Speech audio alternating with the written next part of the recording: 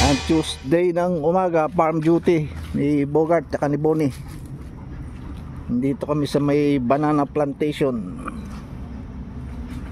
Ayan, papunta na naman. Ba, parang naglinis sila rito ah. Nabawasan ng sukal oh. Yung pababa doon oh.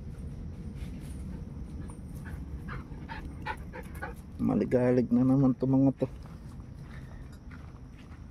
May isang linggo di kami nakapasyal dito. Dahil ano na nga, month of June, tag-ulan na. Laging maputik. Ngayon lang medyo nabawasan ng putik. Pero basa pa rin ang lupa, medyo malagkit. Di bali malagkit, wag lang maputik. Dahil pag maputik ayaw maglakad dito dalawa pag maputik. Lalo na si Bogart. Si Bonnie okay lang kahit maputik eh. Kaso pag hindi kasi bumaba si Bogart, hindi rin bababa si Bonnie. Naglinis sila rito. Ayun nabawasan yung sukal. Ito puno to ng bayabas ata to. Parang bayabas. Pinutol nila yung mga sanga banda rito naglinis kasi nagkopra nga pala. Kaya pala malinis dito. Ayun mga pinagkoprahan. Nagkopra sila. Ayun yan yung pababa. Yan yung papunta doon sa bangin. Ito pababa din yan. Diyan nag-uumpisa yung sapa. Ito si Bonnie Hinihingal na. Kanina pa kasi sila takbo ng takbo dito eh. Galing na sila dun sa baba kanina. Ewan kung ginawa nila dun sa baba. Nag-ikot-ikot. Ngayon bumalik na sila dito sa taas. Na 30 minutes na sila dyan sa baba. Ayun na naman si Bonnie dun sa baba May binalikan na naman. Siguro may gustong usisuhin dun sa baba. Ayun na. Malakas na loob ni Bonnie mag-isa eh. Kung saan na nakakarating tong kulukoy na to eh. Problema si Bogart nawawala na naman. Si Bogart kasi ayun. Natatakpan ng mga dahon ng coconut. Ayun Yan ang gusto ng mga Belgian, yung gagala, nakakatakbo. Kawawa din yung mga Belgian na inaalagaan nga eh. Busog sa pagkain, kumpleto sa vitamins, pero hindi sila nakakagala, hindi sila nakakatakbo. Kagaya nitong sila Bogart may napapasyalan sila na farm. Kasi ang mga Belgian active yan, mga hyper yan. Ang hinahanap niyan yung mga lugar na makakatakbo sila, makakalakad, makakapasyal, yung malayo mararating. Kasi mataas ang adrenaline ng mga Belgian Malinois hindi kagaya ng mga ibang aso na tamad. Ito sila kailangan may area ka na pagdadalan, yung pwede silang gumala. Naglinis nga sila rito. Ito yung mga pinagkoprahan linis. Nagputol sila ng mga damo dito. Nandun na naman sa baba yung dalawa. Kalangya. Yan, tawagin mo na naman, baka makarating doon sa kabila. Sa may bahay kasi banda rito baka puntahan nila magpanik yung mga tao doon, matakot sa kanilang dalawa. Ayun, umiikot pala si Bonnie si Bogart nawawala. Bogart!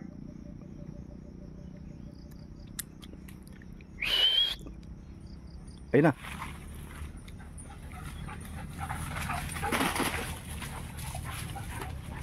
Kasi itong farm na pinupunta namin, open to. Merong mga bahay banda dito, may pamilya dyan nakatira. Iniiwasan ko puntahan nila yan Ayun Yan ang gustong-gusto nila. Tatakbo-takbo, naglalaro. Kaya yung mga Belgian na nasa bahay, kawawa din naman. Hindi naman kawawa na inaapi, kundi kawawa kasi hindi sila nakakatakbo walang pinapasyalan. Yan ang kailangan ng mga aso. May nakakapaglaro sila. May tinatakbuhan. Gaya nitong dalawang to. Kaya pag umalis ako sa bahay, naku, gagalit yan pag di ko sinama yung mga yan. At makikita nila, ako lang ang aalis. Naku, maingay yan doon sa bahay. Kakaul lang kakaul yan. Nanginginain na naman ng damo to si Bonnie, oh. Mahilig sila magngata ng mga damo. Parang part ng cleansing nila yan, eh. Tapos maya maya susuka yan. Pag mayroon silang gustong ilabas sa katawan nila, sa tiyan, gustong sumuka yan, kakain ng damo yung mga yan, eh. Nung una natakot ako dyan, eh. Kasi kumakain ng damo. Lalo na si Bogart, na mag-isa pa lang si Bogart. Bogart!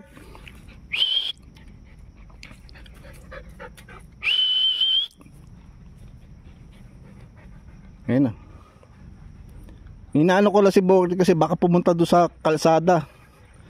Doon sa kabila. Ayan, lupay-pay na hindi lang loko.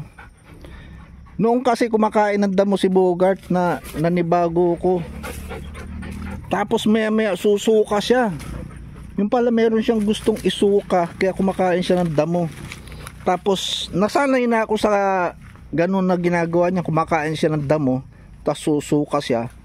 Later on, okay na naman siya, normal naman. Kaya naisip ko na siguro part ng kanila na gusto nila mag-cleansing diet.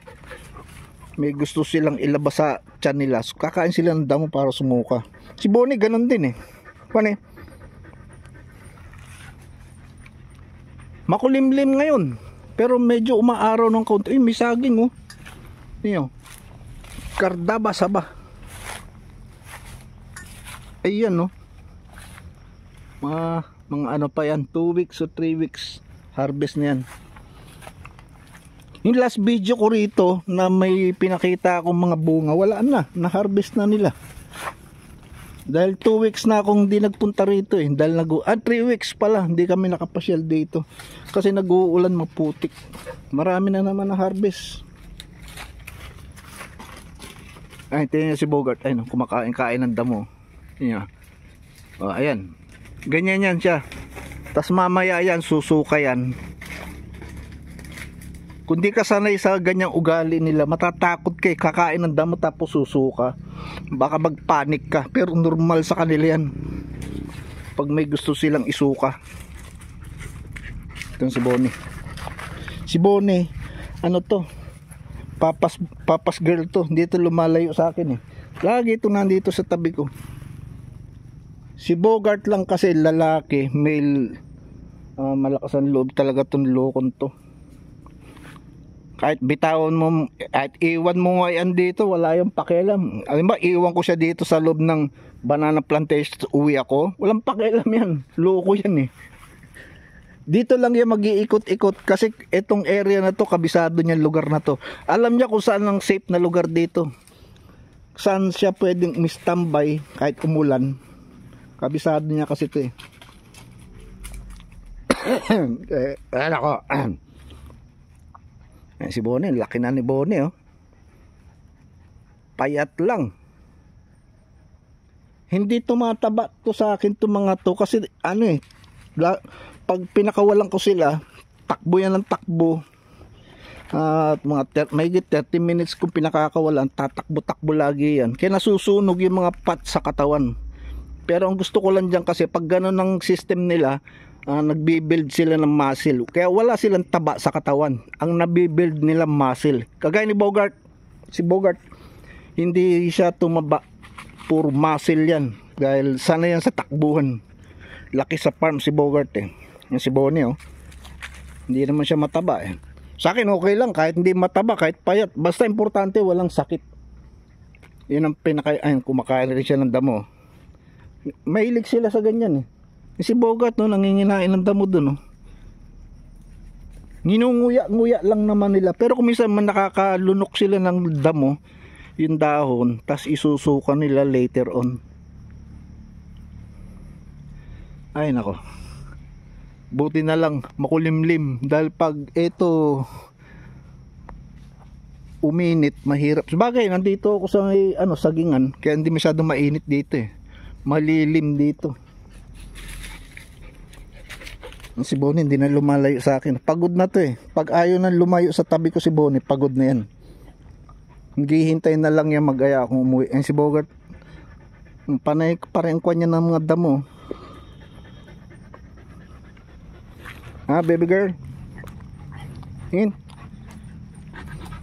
Subo girl. Kaya lang muna natin update.